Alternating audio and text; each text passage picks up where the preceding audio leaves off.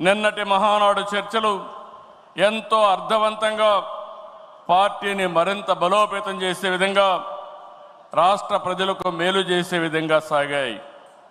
ఈరోజు మన పార్టీ వ్యవస్థాపక అధ్యక్షులు, తెలుగు తేజం, తెలుగు ప్రజల ఆత్మ గౌరవ శిఖరం, తెలుగు పౌరుషం, సినీ రాజకీయ సార్వభౌముడు శ్రీ నందమూరి తారక రామారావు గారి జయంతి.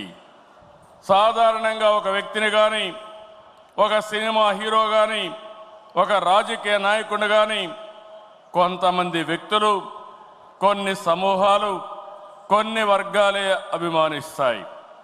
కానీ తెలుగు జాతి మొత్తం అభిమానించే, ఆరాధించే, గుండెల్లో పెట్టుకునే ఏకైక నాయకుడు నందమూరి తారక రామారావు గారు.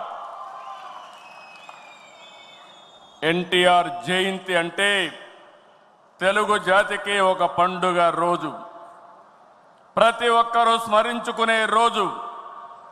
మనకు తెలిసిన, మన కళ్ళ ముందు కనిపించిన యుగ పురుషుడు ఒకే ఒక వ్యక్తి, ఎన్టీఆర్.